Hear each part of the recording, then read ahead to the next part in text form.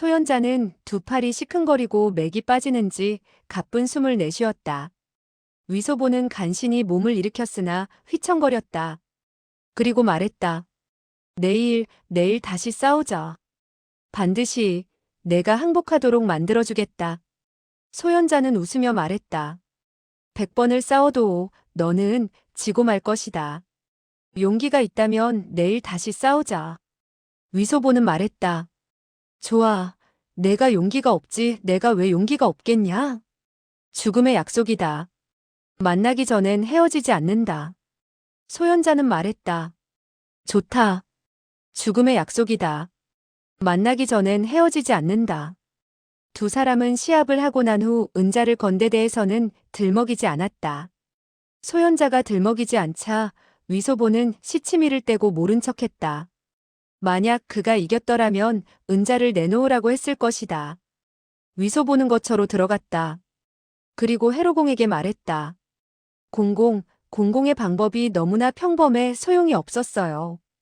해로공이 살며시 코웃음 쳤다. 못난 녀석. 또 졌구나. 위소보는 말했다. 만약 내 맘대로 했다면 이긴다곤 할 수 없어도 지지는 않았을 거예요. 그러나 공공의 방법은 너무나 형편없었어요. 상대방이 다 알고 있던걸요. 해로공이 의아하여 물었다. 그도 그 방법을 알고 있다고? 어디 내가 시험해봐라. 위소보는 속으로 생각했다. 눈이 먼 주제에 시험을 한다고 볼 수 있나? 그러나 마음속으로 짚이는 데가 있었다. 진짜로 눈이 먼 것인지 시험을 해봐야지. 그는 즉시 두 팔꿈치로 내지르며 말했다. 그가 이와 같이 내지르니 뼈마디가 모조리 아파오는걸요. 해로공이 한숨을 내쉬며 말했다. 그렇게 말로만 하면 어떻게 알아볼 수 있겠느냐? 그리고 몸을 휘청거려 일어나더니 말했다. 자, 내가 그가 한 대로 시험해보아라. 위소보는 속으로 기뻐했다. 이 폐병장이가 정말로 눈이 멀었군. 그 후 그는 몸을 해로공에게 돌리고 팔굽을 천천히 뒤쪽으로 내질렀다. 그가 이렇게 팔굽으로 내질렀죠. 그의 팔굽이 해로공의 가슴에 닿자 더 힘을 쓰지 않았다. 이것은 액저추라는 것인데 대단찮은 것이다. 위소보는 말했다. 또 이런 것도 있었어요. 그리고 해로공의 손을 잡아서는 자기의 어깨 위에 올리고 말했다. 그가 힘을 주어 부딪히자 저의 몸뚱이가 머리 위로 날아가 떨어졌어요. 그 법은 위소보가 소연자에게 한 수법인데 거꾸로 말한 것이었다. 해로공을 시험하자는 뜻도 있었다. 해로공이 말했다. 그것은 영양괴각이라는 것이다. 위소보는 말했다. 벌써 다 알고 계셨군요. 그는 손을 잡고 천천히 뒤로 비틀었다. 해로공이 말했다.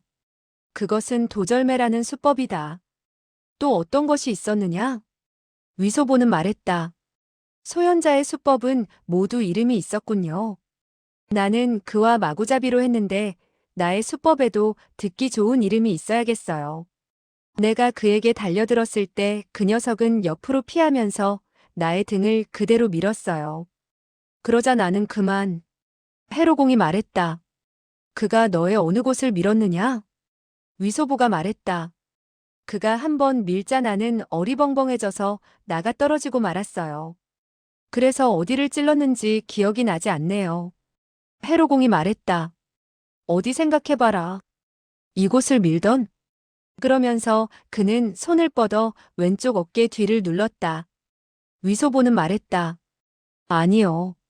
이곳이냐? 이번에는 오른쪽 어깨 뒤를 눌렀다. 위소보는 여전히 말했다. 아니에요. 해로공은 잇따라 67군데를 가리켰다. 위소보는 아니라고 했다. 해로공은 손을 뻗어 그의 오른쪽 허리 늑골 아래를 누르며 말했다. 이곳이냐? 그리고 가볍게 밀었다. 위소보는 휘청하며 앞으로 몇 걸음 내디디며 말했다. 그래요. 틀림없이 그곳이에요. 공공 어떻게 아셨어요? 해로공은 대답하지 않고 잠시 동안 침묵을 지키더니 말했다. 오늘 그는 내가 가르쳐준 두 가지 수법을 알고 있었다고 했는데 그게 사실이지? 위소보가 말했다. 물론 사실이죠. 절대 틀림없어요. 그 녀석은 저의 뒤터리를 눌렀을 뿐 아니라 저의 가슴팍을 거머쥐자 저는 숨이 막혀서 한번 항복하지 않을 수 없었어요. 이것은 회로공은 그가 뭐라고 하든 상관하지 않고 손을 뻗으며 말했다. 그는 너의 가슴 어디를 눌렀느냐? 위소보는 그의 손을 잡아 끌어서 자기 가슴 쪽에 갖다 댔다. 바로 조금 전 소현자가 그를 제압했던 곳이기도 했다. 이곳이에요. 회로공은 한숨을 내쉬며 말했다. 이것은 자궁혈이다. 그의 사부는 놀랍게도 대단한 고수로구나. 그래도 별것 아니에요. 사내 대장부는 움츠릴 수도 펴질 수도 있는 거예요. 위소, 이 소개자가 오늘은 졌지만 내일 다시 그와 싸워서 이기는 것은 결코 어려운 일이 아니에요. 회로공은 뒷걸음질 쳐서 의자에 앉았다. 그리고 오른쪽 손가락을 폈다 오므렸다 하면서 깊이 생각해 보더니 한참 후 말했다. 그가 소금나수를 알고 있다는 것은 대단치 않다. 그러나 그가 일장으로 너의 오른쪽 허리께에 있는 의사혈을 밀었다는 것은 바로 무당파의 면장수법이다. 그 후 그가 너의 근축혈을 누르고 다시 자궁혈을 누른다는 것은 비밀리에 내려오는 무당파의 타혈수법이다. 우리 궁에 무당고수 한 명이 도사리고 있었구나. 좋다. 너는 소현자가 몇 살쯤 된다고 했지? 위소보는 말했다. 저보다는 나이가 많았어요. 회로공이 말했다. 몇 살쯤 더 많아 보이더냐? 위소보는 말했다. 여러 살 많아 보였어요. 회로공이 말했다. 여러 살이 뭐냐? 많아야 한두 살이겠지. 그가 너보다 8~9살 많으면 어떻게 내가 그를 상대로 싸울 수 있겠느냐? 좋아요. 그가 나보다 2살 위였다고 해두죠. 그러나 그는 나보다 더 컸어요. 상대방이 나이가 많고 체구가 커서 지더라도 그렇게 창피하다고는 생각하지 않았다. 만약 회로공이 무공 가르쳐 주기를 바라지 않았다면 시합을 해서 졌다는 사실을 결코 토로하지 않았을 것이다. 만약 했다면 반드시 자기가 크게 이겼다고 했을 것이다. 회로공이 이상하게 보더니 말했다. 그 녀석은 18살 정도 되겠구나. 너는 그와 얼마 동안이나 싸우다 지게 되었지? 위소보는 말했다. 적어도 2~3시즌은 되었을 거예요. 회로공은 안색을 굳히며 말했다. 허풍 떠는 소리 말아라. 얼마만큼 시간이 걸렸느냐? 위소보는 말했다. 설사 1시즌은 되지 않는다 하더라도 반시즌은 되었을 거예요. 회로공은 코웃음 쳤다. 내가 묻는 대로 순순히 대답을 해라. 그 사람은 무공은 배운 적이 있지만 너는 무공을 배우지 않았으니 지더라도 창피할 것은 없다. 상대방과 싸워서 10번, 10대 번 지는 건 상관이 없다. 설사 100번, 1000번을 진대도 내 나이가 적으니 뭐가 두려우냐? 다만 최후의 승리를 하여 상대방이 감히 너와 맞서지 못하도록 만들어야 진짜 영웅호걸이라 할 수 있다. 위소보는 말했다. 맞아요. 옛날 한 고조는 100번을 싸우고 100번 졌지만 한 번에 초패왕을 5강에서 목매달았죠. 회로공이 말을 가로챘다. 목을 매단 게 아니라 초패왕이 5강에서 자결을 했지. 위소보는 말했다. 목을 매나 자결을 하나 자살한 것은 마찬가지 아니에요? 회로공이 말했다. 너는 언제나 할 말이 있구나. 오늘 소현자와 싸워서 너는 모두 몇 번 졌느냐? 불과 2번 아니면 3번일 거예요. 4번이구나. 그렇지. 진짜 진 것은 2번에 지나지 않아요. 다른 2번은 그가 억지를 쓴 것이고 내가 진 것은 아니라고 할 수 있어요. 회로공이 말했다. 매번 얼마나 시간이 걸렸느냐? 시간은 알 수가 없었어요. 어떤 때는 대변을 보는 것 같았고 어떤 때는 소변을 보는 것 같았지요. 회로공이 말했다. 터무니없는 소리. 뭐가 대변 볼 때고 뭐가 소변을 볼 때야? 위소보는 말했다. 대변을 보는 것은 시간이 걸리고 소변을 보는 것은 많은 시간이 필요 없잖아요. 회로공은 빙그레 웃으며 말했다. 내 녀석의 비유는 거칠기는 하지만 분명하기는 분명하구나. 그리고 잠시 생각해 본 후 입을 열었다. 너는 무공을 배우지 않았지만 소현자가 너와 더불어 한참을 엉켜 돌아가다가 너를 쓰러뜨릴 수 있었던 것은 그도 소금나수를 배운 지 얼마 안 돼서 그런 것 같다. 내가 너에게 대금나수를 가르쳐 줄 테니 잘 익혀 내일 그와 다시 싸우도록 해라. 위소보는 크게 기뻐했다. 그가 배운 것은 소금나수고 내가 배울 게 대금나수라면 틀림없이 내가 이길 거예요. 해로공이 말했다. 반드시 그렇다고는 할 수 없다. 대소금나수에는 각기 장점이 있다. 그 누가 훌륭히 연마를 하느냐에 달려 있다. 그가 너보다 훌륭하게 연마했다면 소금나수라도 너의 대금나수를 이길 수 있다. 이 대금나수는 모두 18수인데 매 한 초마다 8가지의 변화가 있다. 일시에 너는 모두 기억하지 못할 테니 한두 수 배운 후에 다시 이야기하도록 하자. 그리고 그는 즉시 몸을 일으켜 자세를 취하더니 시범을 보였다. 이 1초는 선악소령이다. 먼저 익숙해지도록 연마한 후 나와 대결해보자. 위소보는 한번 보여준 것을 보고 기억해두고 7, 8번 연마한 후 그 자신은 매우 익숙해졌다고 생각하고 말했다.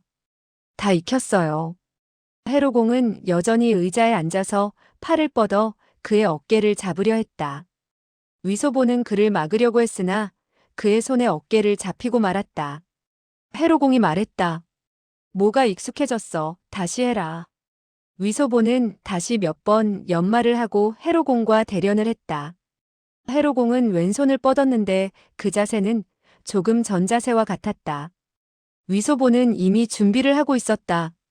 만일 그가 손을 움직이기만 하면 손을 뻗어 막으려고 했다. 그렇지만 해로공보다 조금씩 늦었다. 여전히 그에게 어깨를 잡힌 것이다. 해로공은 코웃음 치더니 말했다. 못난 녀석. 위소보는 속으로 욕을 했다. 늙은 폐병장이. 그리고 그 자세를 계속해서 연마했다. 세 번째 대련을 하게 되었을 때도 여전히 그에게 잡히고 말았다. 그는 아무리 생각해도 어찌된 영문인지 알아내지 못했다. 내가 잡는 것은 내가 3년을 두고 연마한데도 피하지 못할 것이다. 내 말하지만 너는 피할 수 없다고 느끼면 내가 너의 어깨를 잡으려고 할 때 넌 나의 손목을 패듯이 후려쳐야 한다. 이것이 바로 공격으로서 수비를 하는 것이다. 위소보는 크게 기뻐서 말했다. 그랬군요. 그거야 쉽지요. 진작 말씀하셨더라면 벌써 알았을 거 아니에요. 그리하여 그는 해로공이 왼손으로 잡으려 할 때 오른손을 뻗어 해로공의 손목을 내리치려고 했다. 그런데 해로공은 손을 움츠리지 않고 살짝 비틀더니 탁 하는 소리와 함께 무섭게 그의 양뺨을 후려치는 게 아닌가. 위소보는 대노했다. 그 역시 해로공의 따귀를 때리려고 했다. 그러나 해로공이 그의 손목을 낚아채자 그의 몸이 나아갔다. 해로공이 웃으며 말했다. 이 바보야. 이제 기억하느냐? 위소보는 어깨를 벽에 부딪히게 되었으나 다행히 해로공의 손놀림이 무척 가벼웠기 때문에 뼈가 망가지는 것은 면할 수 있었다. 위소보는 크게 성이 나서 늙은 폐병장이라는 말이 목까지 넘어왔으나 간신히 참고 생각했다. 이 수법은 아주 좋은데 내일 소현자와 싸움을 하게 될 때 빌어먹을 한번 써먹어야지. 그러면 소현자는 감당하지 못할 것이다. 몸을 일으켜 해로공의 두 수법을 생각하고 재차 연습을 했다. 약 10여 번을 연습하게 되었을 때 해로공의 신비하기만 한 수법이 별로 신기해 보이지 않았다. 끝내 그는 어깨 잡히는 것을 피할 수 있었다. 그러나 한 대의 따기만은 피할 수가 없었다. 위소보는 의기소침해져 물었다. 공공, 이 한 수는 어떻게 할 수 있지요? 해로공은 빙그레 웃으며 말했다. 내가 너를 때리려고 한다면 설사 내가 10년을 더 연마한다 하더라도 피할 수 없을 것이다. 하지만 소현자는 너를 때리지 못할 것이다. 다시 제2초를 연마하도록 하자. 그리고 숨을 일으켜 대금나수의 두 번째 초식인 원우적과를 한번 해보였다. 그리고 앞 초식대로 그와 대련을 했다. 위소보는 천성이 게을렀다. 원래는 무공을 익힐 생각은 조금도 없었지만 호승심은 센 편이어서 오직 소현자를 항복하고 부르짖게 하려고 초식을 배우는 것이다. 해로공은 조금도 귀찮게 생각하지 않고 계속 지도해 주었다. 이날 두 사람은 저녁 무렵까지 상방 어디서나 끊임없이 대련을 했다. 해로공은 의자 위에 앉아 자유자재로 손을 휘둘렀다. 아무렇게나 휘두르기만 하면 위소보는 얻어맞곤 했다. 그러나 가벼운 손짓이고 힘을 쓰지 않아 천만다행이었다. 그렇지만 이날 밤 위소보가 침대 위에 눕게 되었을 땐 머리 위에서 발끝까지 아프지 않은 곳이 없었다. 반나절 동안 적어도 4,500대는 얻어맞은 것이었다. 그는 침대 위에 누워 속으로 생각했다.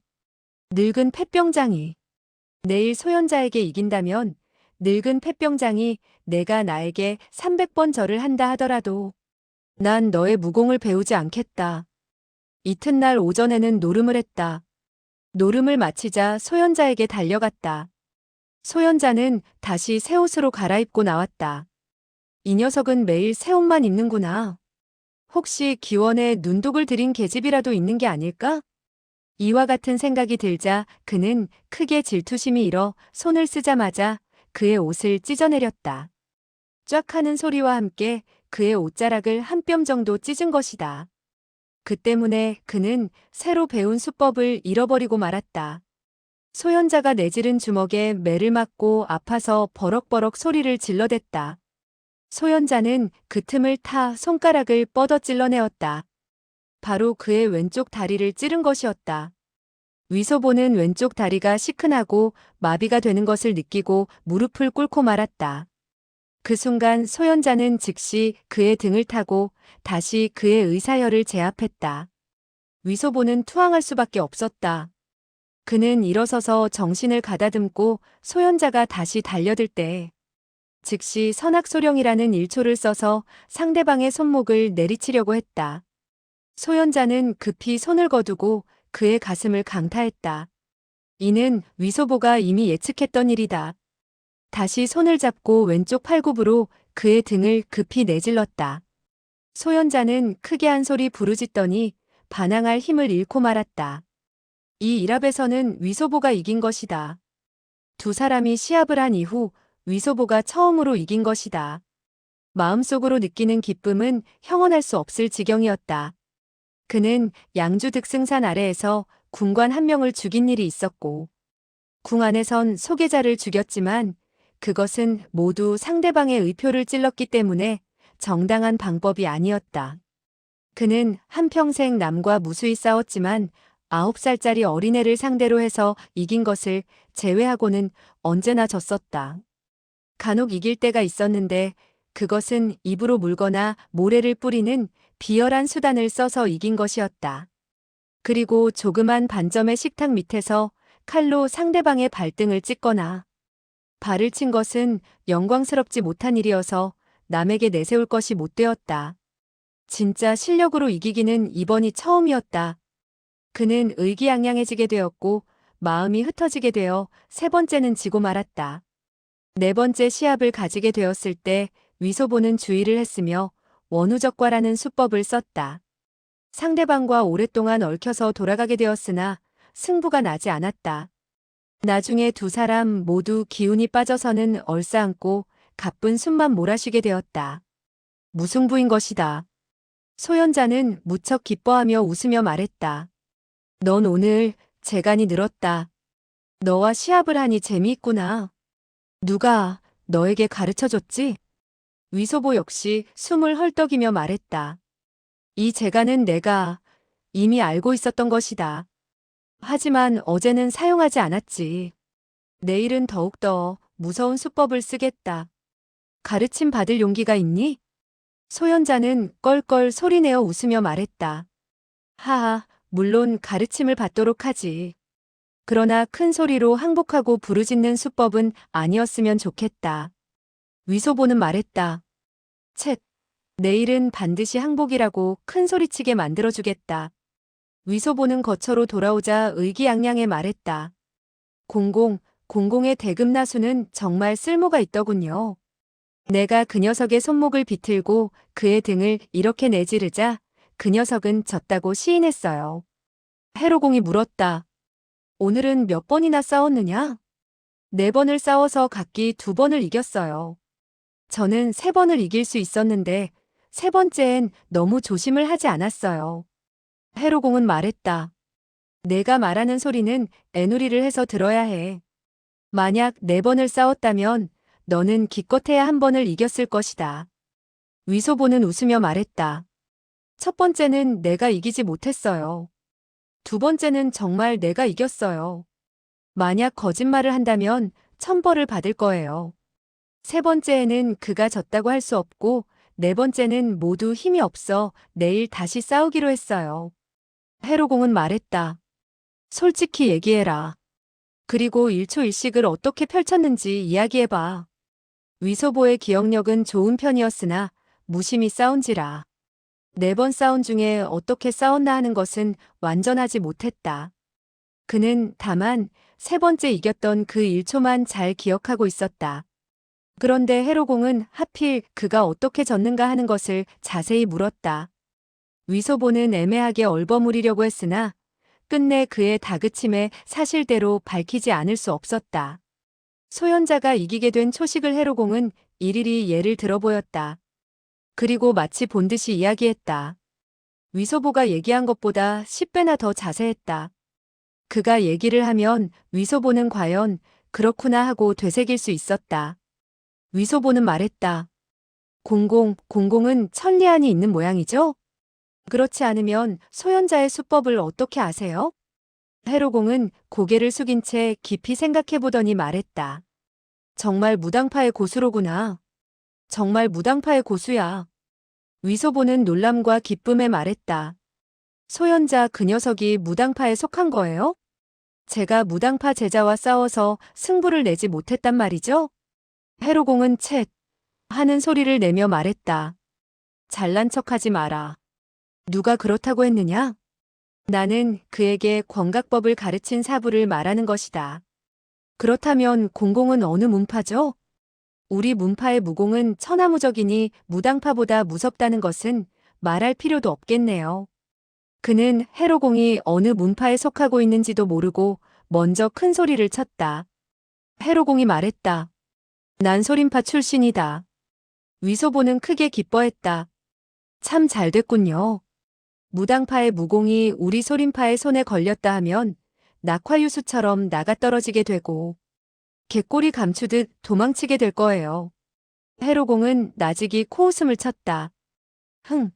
내가 너를 제자로 거두어들이지도 않았는데 내가 어떻게 소림파의 사람이 될 수 있느냐? 위소보는 겸연쩍어서 말했다. 내가 소림파의 사람이라는 게 아니라 제가 배운 것이 소림파의 무공이라는 것이죠. 해로공은 말했다. 소현자가 사용한 것이 무당파의 정통 금나수라 한다면 우린 반드시 소림파의 정통 금나수법으로 상대해야 된다. 그렇지 않을 때는 그에게 지는 것이다. 위소보는 말했다. 그래요. 제가 지는 것은 작은 일이지만 우리 소림파의 명예에 누를 끼치게 된다면 그건 정말 안 되는 일이지요. 위소보는 소림의 위명이 도대체 어느 정도인지 모르고 있었다. 그러나 그 자신이 소림파와 조금이라도 관계를 맺는다는 것이 믿지는 장사는 아니라고 생각했다. 해로공은 말했다. 어제 내가 너에게 2초의 대금나수를 가르쳐 준 것은 그 녀석이 다시는 너를 귀찮게 굴지 않도록 하여 내가 서재에 가서 책을 가져오도록 하는 것이었다. 그런데 지금은 상황이 약간 달라졌어. 그 녀석이 정말 무당파의 직계라면 28초의 대금나수법을 처음부터 1초씩 배워야 해. 너는 궁전보를 할 줄 아느냐? 위소보가 말했다. 궁전보라면 활을 쏠 때의 자세겠죠? 해로공은 안색을 굳히더니 말했다. 무공을 익히고자 한다면 허심탄회하게 나와야 한다. 절대 쓸데없이 아는 척 말고 모르는 것은 모른다고 해라. 무공을 익히는 사람 가운데 먼저 버려야 하는 것은 잘난 척하는 것이다. 앞발 무릎을 꿇어 활대처럼 자세를 갖는 것이 궁족이다. 그리고 뒷다리를 비스듬히 빗대어 그 모습을 화살과 같이 취할 때는 전족이라고 한다. 이 두 가지를 합해서 궁전보라고 하는 것이다. 그리고 나서 그는 궁전보의 자세를 취했다. 위소보는 그와 같이 해보이며 말했다. 이게 뭐가 어려워요. 전 하루에 50번, 100번이라도 해보일 수 있어요. 해로공은 말했다. 난 너에게 50번이고 100번 그 자세를 취하라고 하지 않아. 다만 한 번만 그 자세를 취하라는 것이다. 내가 그와 같은 자세를 취하고 있되 내가 몸을 일으키라고 할 때까지 꼼짝 말아야 한다. 그리고 그는 두 다리를 더듬더니 그의 앞발을 더욱더 구부리게 하고 뒷다리를 더욱 꼿꼿하게 했다. 위소보는 말했다. 이건 꽤 쉽군요. 그러나 그와 같은 자세를 취하고 움직이지 않자. 한 개의 향을 피우기도 전에 두 다리가 시큰거리고 마비되어 왔다. 그는 급히 물었다. 이제 되었어요? 해로공이 말했다. 아직 멀었다. 위소보는 말했다. 이 괴상한 모양을 연마해서 무슨 소용이 있다는 거예요? 이런다고 소현자를 쓰러뜨릴 수 있나요? 이 궁전보를 확실히 연마한다면 상대방이 너를 밀어도 쓰러지지 않는다. 꽤 쓸모가 많지. 위소보는 항의했다. 설사 상대방이 나를 밀어 쓰러뜨린다 하더라도 내가 뒤집어서 일어나면 손해를 입지 않을 것 아니에요? 해로공은 천천히 고개를 저을 뿐 더 상대하려고 하지 않았다. 위소보는 더 이상 참을 수 없어서 몸을 똑바로 세우고 두 다리를 톡톡 쳤다. 해로공이 호통을 쳤다. 누가 너보고 서라고 했느냐? 빨리 궁전보 자세를 취해. 위소보는 말했다. 대변 좀 봐야겠어요. 해로공이 호통을 쳤다. 안 돼. 전 봐야겠어요. 안 된다니까. 위소보는 말했다. 정말 나올 것 같아요. 해로공은 한숨을 쉬더니 그가 변소 가는 것을 내버려 두지 않을 수 없었다. 위소보는 위인은 총명했으나 그에게 차분히 무공을 연마하라고 한 데서 할 사람이 아니었다. 해로공은 그에게 더 권하지 않고 몇 수의 금나수법을 가르쳤다. 대련을 할 때는 반드시 허리를 구부리고 숨을 돌리는가 하면 몸을 움츠리고 엎드리는 자세도 취해야 했다. 해로공은 소리를 내어 어떻게 하라는 지시만 했다. 그리고 손을 내밀어 한번 만져보고 그의 자세와 수법이 옳은지를 가르쳐 줄 뿐이었다. 이튿날 위소보는 소현자와 시합을 가졌다. 그는 어제 3번 중 2번은 지고 1번은 이겼으니 오늘은 더욱 많이 이겨야겠다고 생각해서 손을 쓰자마자 어제 배운 수법을 썼지만 놀랍게도 먹혀들어 가지 않았고 그의 특이한 수법에 패배하곤 했다. 첫째, 둘째 판을 내리지고 놀람과 분노의 세 번째에는 조심을 하여 겨우 한 판을 따낼 수 있었다. 위소보는 또 의기양양해지게 되었고 네 번째는 또 지고 말았다. 소현자가 그의 목에 올라타고 두 다리로 그의 목을 조르는 바람에 질식할 뻔했다. 그는 투항한 이후 몸을 일으키고 욕을 했다. 제기랄, 너는. 소현자는 안색을 굳히더니 호통을 쳤다. 너 뭐라고 했지? 그의 표정에는 한 가닥 늠름한 위험이 서리는 것이 아닌가. 위소보는 놀라서 생각했다. 안 돼. 이곳은 황궁이니 거친 말은 할 수 없다. 모형은 북경에 들어온 이상 빈틈을 드러내지 않아야 한다고 했다. 내가 빌어먹으리라는 말을 하면 빈틈을 드러내는 꼴이 될 것이다. 그는 재빨리 말했다. 나는 이 1초 제길하리라는 일식으로 너에게 이길 수 없기 때문에 투항할 수밖에 없다고 말한 것이다. 위소보는 속으로 생각했다. 그래도 다행이구나. 이 녀석은 온종일 황궁 안에만 있기 때문에 밖에서 욕하는 말을 모르는구나. 그는 엉터리로 둘러댔다. 이 식은 단마제라는 것으로 말이 앞발을 꿇는 모양을 흉내 내듯 움츠리는 것이다. 내가 방비하지 않았을 때 나는 너의 등에 올라타는 거야. 너는 그와 같은 속임수에 넘어가지 않으니 이 단마제가 쓸모없게 되었어. 소현자는 껄껄 소리내어 웃었다. 뭐가 단마제야. 설사 단상제라 하더라도 나를 이길 수는 없어. 내일 또다시 시합할 용의가 있어? 그야 물론 싸워야지. 이봐 소현자 너 솔직히 말해줄래? 무슨 말? 널 가르치는 사부는 무당파 고수지. 그걸 내가 어떻게 알고 있지? 나는 너의 수법에서 알아본 거야. 내가 나의 무공을 안다는 것이냐? 그러면 그 이름이 뭐지? 위소보는 말했다. 그걸 누가 모르냐? 무당파의 소금나수가 아닌가? 강호에서는 제일로 꼽히는 무공이기도 해. 그렇지만 우리 소림파의 직계이며 정통인 대금나수에 비하면 한 수 뒤떨어져. 소현자는 껄껄 소리내어 웃었다. 하하, 큰 소리 치는구나. 오늘 내가 이겼니, 내가 이겼니? 지고 이기는 것은 흔히 있는 일이야. 이기고 지는 것으로 영웅을 논할 순 없지. 넌 문자를 쓰려고 하지만 잘 안 되는 모양이구나. 승패로서 영웅을 논할 수는 없다고 해야 돼. 이기고 지는 게 승패 아니야? 그는 이야기꾼에게 승패로서 영웅을 논하지 말아야 한다는 말을 들은 적이 있었다. 그러나 승패라는 말이 어려워 생각이 나지 않았던 것인데 소현자의 말을 듣자 위축감을 느꼈다. 역시 넌 나보다 나이가 많으니 아는 것이 많구나. 그는 거처로 돌아가 한숨을 내쉬었다. 공공, 제가 무공을 익히고 있을 때 상대방도 익히고 있나 봐요. 상대방 사부는 재간이 많고 가르치는 방법이 좋은가 봐요. 그는 자기가 연습을 못했다는 말은 하지 않고 해로공이 잘못 가르쳤다고 한 것이다. 해로공이 말했다. 오늘 너는 4번 다 진 모양이구나. 바보 같은 녀석. 자기 자신이 쓸모없다고는 생각 않고 남을 원망해? 쳇, 4번 다 졌다니요? 적어도 2~3번은 이겨야죠. 오늘 제가 물어보니 그 사부는 무당파의 직계라던데요. 그걸 인정하더냐? 그 뒤에는 퍽이나 흥분되는 모습이 엿보였다. 위소보는 말했다. 그래요. 너의 사부는 무당파 고수지? 하고 물으니 내가 어떻게 알았어 하던데요. 그러니 시인한 거죠. 짐작이 틀리지 않았군. 정말 무당파의 고수야. 해로공은 멍하니 넋을 잃고 생각에 잠겼다. 아마도 어려운 일을 생각하는 모양이었다. 한참 후 해로공은 말했다. 우리 다시 몇 초 발거는 수법을 배우도록 하자.